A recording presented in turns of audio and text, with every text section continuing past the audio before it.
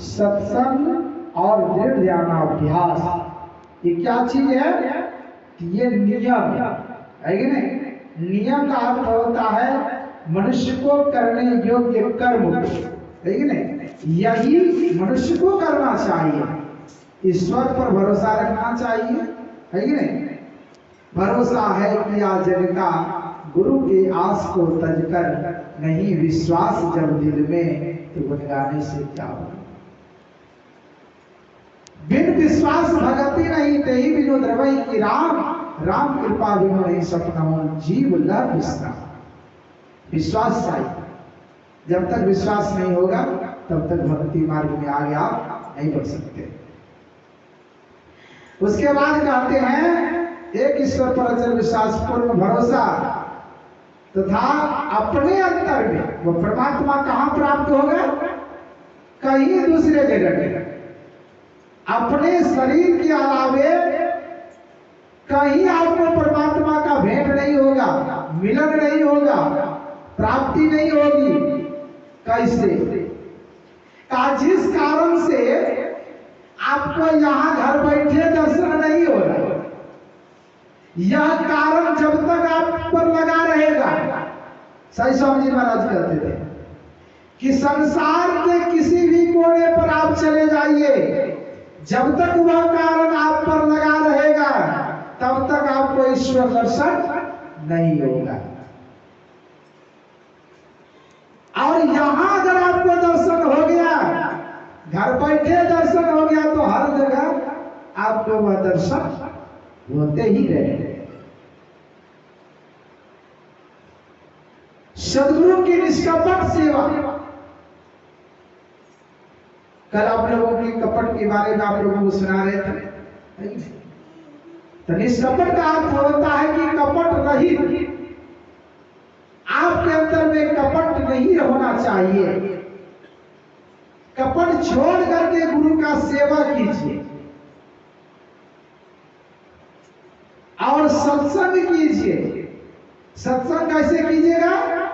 तो दो तरीका है सत्संग का। ये अभी आप लोगों ने जो सत्संग सुन रहे हैं, ये बाहरी सत्संग है।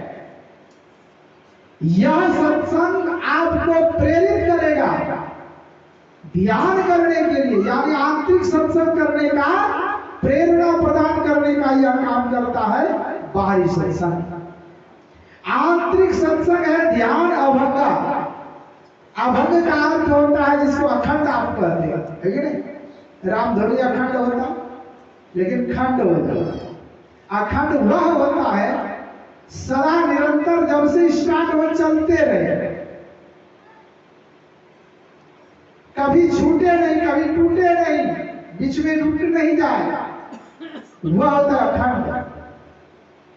तो कहा सत्संग आपको करना पड़ेगा, आंतरिक सत्संग भी करना पड़ेगा और बाहरी सत्संग भी करना पड़ेगा। दोनों तरीका से सत्संग जब आप कीजिएगा मनोयोग पूर्वक से, और उसके बाद कहा दृढ़ ध्यान अभ्यास, ध्यान करने का अभ्यास कीजिए, वही है आंतरिक सत्संग।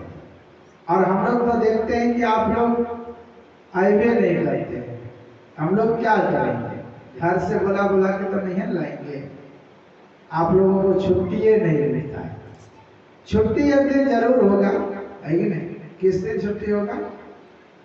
श्री सदगुरु जिस दिन प्राण रुक जाएगा, है कि नहीं?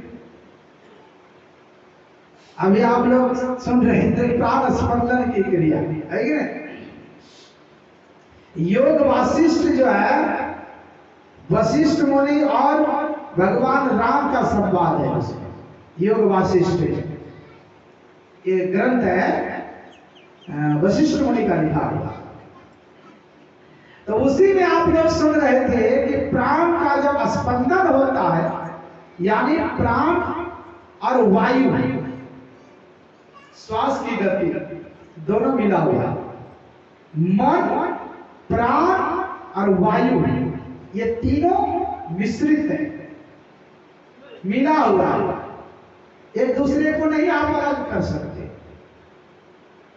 तो कहा कि इसके लिए अनेक संप्रदाय में प्राणायाम की क्रिया करते हैं लोग।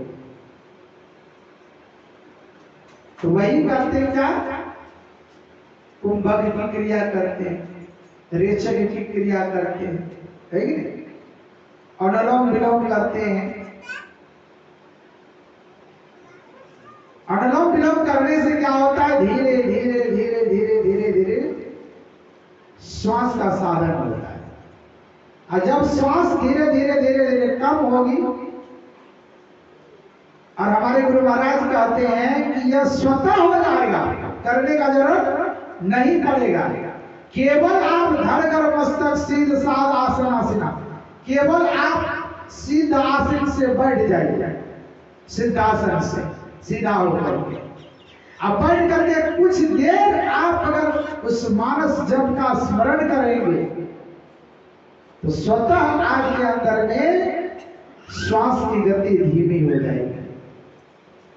और कुछ दिनों तक अगर इसका अभ्यास आपने कर लिया तो प्राण अवरुद्ध हो जाएगा, प्राण की गति बंद हो जाएगी।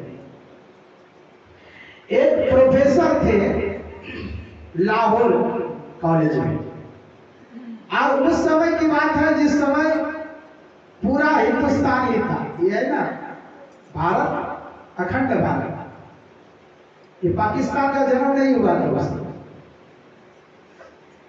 तो ये भारत से पाकिस्तान अलग नहीं हुआ था। उसी समय लाहौर कॉलेज में पढ़ाते थे एक शिक्षक, और वह ईश्वर भक्त थे।